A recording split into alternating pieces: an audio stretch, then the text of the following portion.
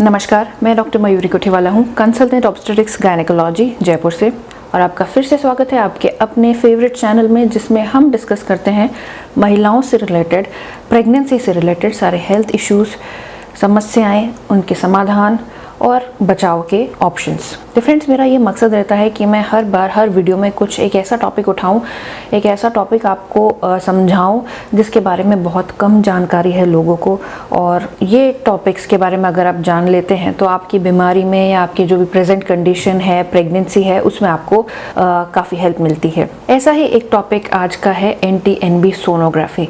NT-NB scan या NT-NB sonography कब होती है, किसको करवानी चाहिए, हर किसी के लिए इम्पॉर्टेंट है या नहीं है, आप उसको स्किप कर सकते हैं या नहीं, किस टाइम पे ये सोनोग्राफी होती है, इस सोनोग्राफी के साथ और क्या क्या टेस्ट होते हैं, ये सब चीज़ें मैं इस वीडियो में बताऊंगी। तो आप इस वीडियो को एंड तक ज़रूर देखिएगा। और अगर आपने चैनल को सब्सक्राइब नहीं किया है तो प्लीज़ फ्यूचर में ऐसे सेम वीडियोस देखने के लिए चैनल को सब्सक्राइब करना ना भूलिएगा। तो फ्रेंड्स, अगर आप प्रेग्नेंट हैं और आपका 3rd मंथ चल रहा है तो आपके डॉक्टर ने आपको NT-NB सोनोग्राफी या NT-NB स्कैन ज़रूर एडवाइस किया होगा। ये NT-NB स्कैन क्या होता है, इसका सिग्निफिकेंस क्या है, ये मैं इस वीडियो में डिस्कस करूँगी। NT यानी कि न्यूकल ट्रांसल्यूसेंसी और NB यानी कि नेज़ल बोन। तो NT-NB स्कैन में हम बच्चे की न्यूकल ट्रांसल्यूसेंसी और नेज़ल बोन को स्टडी करते हैं। न्यूकल ट्रांसल्यूसेंसी क्या होती है? जब आपका बेबी 3rd मंथ में होता है तो उसके जो नेक का पार्ट है उसके पीछे हमें कुछ फ्लूइड कलेक्शन दिखाई देता है। उस फ्लूइड कलेक्शन को अगर हम मेजर करें तो उससे हमें काफ़ी सारी बीमारियों का, काफ़ी सारी कंडीशंस का पता लग सकता है। तो इसीलिए NT-NB सोनोग्राफी इम्पॉर्टेंट है आपके 3rd मंथ में। न्यूकल ट्रांसल्यूसेंसी हमें बताता है कि बच्चे में जेनेटिक प्रॉब्लम या क्रोमोसोमल प्रॉब्लम्स होने के चांसेस तो नहीं है। अगर आपका NT का मेजरमेंट बड़ा हुआ आता है तो वो इंडिकेट करता है कि बेबी में कोई जेनेटिक प्रॉब्लम हो सकती है। इन क्रोमोसोमल प्रॉब्लम्स में सबसे कॉमन जो होती हैं वो होती हैं डाउन सिंड्रोम यानी ट्राइसोमी 21, पटाओ सिंड्रोम ट्राइसोमी 13 और एडवर्ड सिंड्रोम यानी कि ट्राइसोमी 18।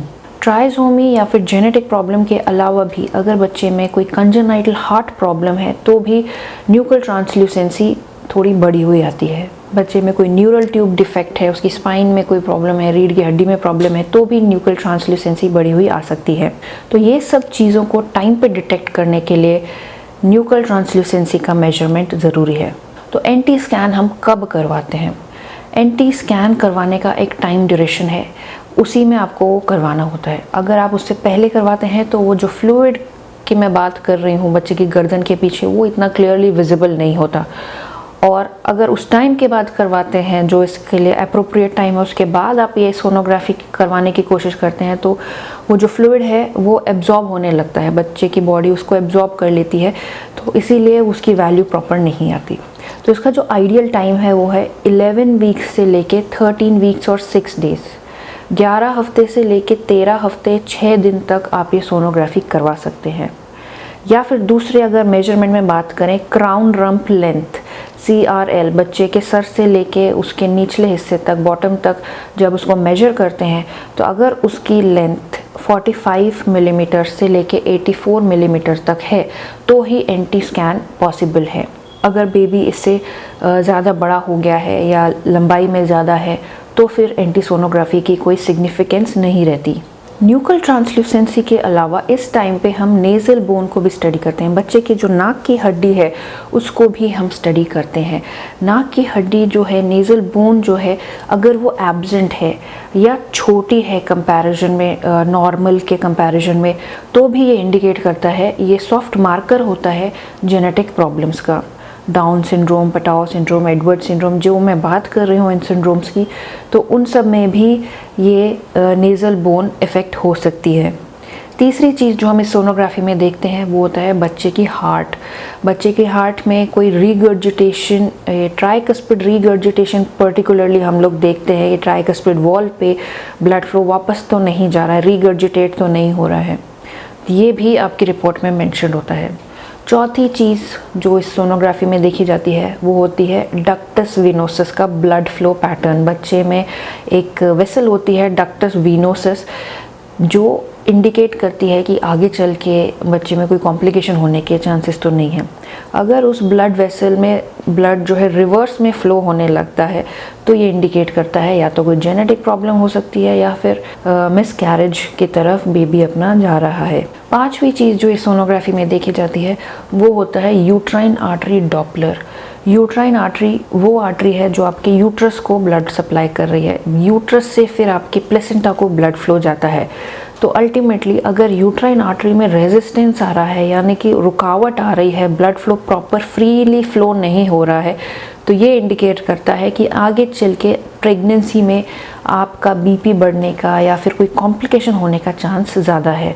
बच्चे में ग्रोथ प्रॉब्लम्स, IUGR या फिर पानी कम होना, ये सब समस्याएं भी हो सकती हैं अगर यूट्राइन आर्टरी में फ्लो प्रॉपर नहीं है तो ये सारी चीज़ें हम देखते हैं NT-NB सोनोग्राफी में जो आपकी तीसरे महीने की सोनोग्राफी है। तो इसीलिए इस सोनोग्राफी को करवाना इम्पॉर्टेंट है। ये सोनोग्राफी बच्चे के साथ साथ मदर की मेडिकल कंडीशन को भी इंडिकेट करती है कि आगे चल के फ्यूचर में कोई प्रॉब्लम तो नहीं होगी प्रेगनेंसी में। NT-NB सोनोग्राफी के साथ आपको एक ब्लड टेस्ट भी डॉक्टर्स एडवाइस करते हैं सेम टाइम पे कराने के लिए, जिसको हम डबल मार्कर कहते हैं। डबल मार्कर टेस्ट में आपके 2 हार्मोन्स को स्टडी किया जाता है, बीटा HCG और PAP-A। इन दोनों हार्मोन्स की स्टडी से भी एक अंदेशा लगाया जा सकता है कि बच्चे में कोई जेनेटिक या क्रोमोसोमल प्रॉब्लम होने के चांसेस तो नहीं है। डबल मार्कर टेस्ट पे मेरा एक दूसरा वीडियो है, अगर आप डिटेल में जानना चाहते हैं तो आप उस वीडियो को देख सकते हैं। इस वीडियो में मैं केवल NT-NB सोनोग्राफी के ऊपर फोकस रखूँगी अपना। तो NT-NB सोनोग्राफी जो है वो इम्पॉर्टेंट है ये समझना कि वो एक स्क्रीनिंग टेस्ट है। ऐसे ही डबल मार्कर एक स्क्रीनिंग टेस्ट है। स्क्रीनिंग टेस्ट जो होते हैं वो इसलिए होते हैं कि हम हाई रिस्क पॉपुलेशन को अलग कर सकें। जिन महिलाओं को रिस्क है क्रोमोसोमल प्रॉब्लम होने का या कोई जेनेटिक प्रॉब्लम होने का, उसको हम सेपरेट कर सकें और उनको फिर फर्दर डायग्नोस्टिक टेस्ट के लिए ले सकें। स्क्रीनिंग टेस्ट डायग्नोस्टिक टेस्ट नहीं होते, तो इसीलिए अगर आपके NT-NB सोनोग्राफी में या डबल मार्कर में हाई रिस्क आता है तो हमें कंफर्मेशन के लिए कोई ना कोई डायग्नोस्टिक टेस्ट करना पड़ता है। हम कोई भी डिसीजन NT-NB सोनोग्राफी या डबल मार्कर के बेसिस पे नहीं लेते। NT-NB सोनोग्राफी जैसा कि मैंने कहा एक स्क्रीनिंग टेस्ट है, तो हर स्क्रीनिंग टेस्ट की कोई ना कोई सेंसिटिविटी होती है कि वो कितने % केसेस को डिटेक्ट कर सकता है और कितना उसके फॉल्स पॉजिटिव फॉल्स नेगेटिव हो सकते हैं। तो NT-NB सोनोग्राफी जो है लगभग 90% के आसपास आपके डिटेक्शन रेट होती है उसकी। अगर इस NT-NB सोनोग्राफी को डबल मार्कर के साथ कंबाइन कर दिया जाए तो और ज़्यादा सेंसिटिविटी बढ़ जाती है, 95% तक हम केसेस को डिटेक्ट कर सकते हैं। लेकिन ये समझना ज़रूरी है कि ये सिर्फ स्क्रीनिंग टेस्ट हैं। अगर आपकी NT-NB सोनोग्राफी में कुछ गड़बड़ आती है या डबल मार्कर में हाई रिस्क आता है तो उससे घबरा के और कोई डिसीजन लेने की ज़रूरत नहीं है जल्दबाजी में। अगर NT-NB सोनोग्राफी में या डबल मार्कर में कुछ पॉजिटिव आता है, कुछ ऐसे जेनेटिक सिंड्रोम का इंडिकेशन मिलता है कि हो सकते हैं बच्चे में जेनेटिक प्रॉब्लम्स, तो हम कंफर्मेटरी टेस्ट के लिए आपको भेजते हैं। उन कंफर्मेटरी टेस्ट में आता है कोरियोनिक विलिस सैम्पलिंग CVS। अगर आपने टाइम पे डिसाइड कर लिया कि आपको डायग्नोस्टिक टेस्ट करवाना है, सेम टाइम पे जब आपके डिटेक्ट हुआ कि NT-NB सोनोग्राफी में कुछ गड़बड़ है, तो उस टाइम पे आपके बच्चे की जो अव्वल नाल है वहाँ से कुछ टिश्यू कलेक्ट करते हैं और उस टिश्यू को कैरियोटाइपिंग के लिए भेजते हैं, जांच के लिए भेजते हैं। और वो जांच जो होती है वो डायग्नोस्टिक होती है या कंफर्मेटरी होती है, उसके रिजल्ट्स 100% एक्यूरेट रहते हैं। तो जब तक आपका CVS नहीं हो जाता तब तक आप कोई डिसीजन ना लीजिए। दूसरा डायग्नोस्टिक टेस्ट होता है एमनियोसेंटेसिस। अगर बच्चा थोड़ा और बड़ा हो गया है, आपने सेम टाइम पे डिसाइड नहीं किया या आपने उसको छोड़ दिया कि आगे चल के देखेंगे, अगली सोनोग्राफी में सोच लेंगे कि क्या करना है, तो जब बच्चा बड़ा हो जाता है थोड़ा 18 वीक्स के आसपास, तो कोरियोनिक विलिस सैम्पलिंग पॉसिबल नहीं है। 16 to 18 वीक्स पे फिर एमनियोसेंटेसिस होती है, यानी कि बच्चे के चारों तरफ का जो पानी है उसको कलेक्ट किया जाता है और उसको जांच के लिए भेजा जाता है। उसमें अलग अलग तरीके की जांचें हो सकती हैं जो उनसे जो रिज़ल्ट आता है तो आप उस पर रिलाई कर सकते हैं। अगर वो रिज़ल्ट कहता है कि बच्चे में कोई प्रॉब्लम नहीं है तो आप आराम से बेफिक्र होकर अपनी प्रेगनेंसी को कंटिन्यू कर सकते हैं। लेकिन अगर उनमें ये इंडिकेट कर रही है वो टेस्ट कि बच्चे में प्रॉब्लम्स हैं, तो फिर आप अपना डिसीजन ले सकते हैं कि आपको कंटिन्यू करना है प्रेगनेंसी या नहीं करना है। तो CVS और एमनियोसेंटेसिस तो इन्वेजिव टेस्ट होते हैं, लेकिन इनके जो एक्यूरेसी है वो 100% रहती है। दूसरा टेस्ट होता है NIPT टेस्ट, जो आजकल काफ़ी ज़्यादा प्रचलन में है। NIPT नॉन इन्वेजिव टेस्ट है, बस मदर का ब्लड लेते हैं, उस ब्लड सैंपल्स में से फीटल DNA को सेपरेट करके उसका टेस्टिंग होता है। NIPT टेस्ट भी एक रिलायबल ऑप्शन है आपके लिए अगर आपके स्क्रीनिंग टेस्ट में कुछ पॉजिटिव आया है तो।